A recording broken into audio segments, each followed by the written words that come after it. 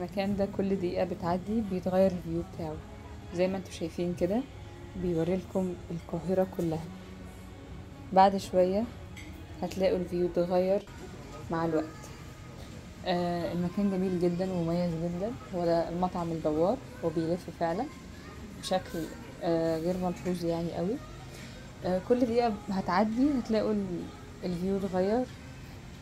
المكان حلو قوي ونضيف جدا وهتستمتعوا بيه، خاصة لو انتوا بتميلوا للهدوء والجو الهادي شوية.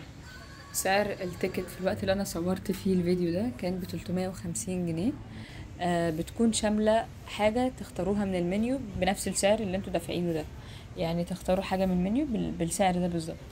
دلوقتي التيكت بقت ب550 جنيه، بس المكان بجد يستاهل والمكان مكيف.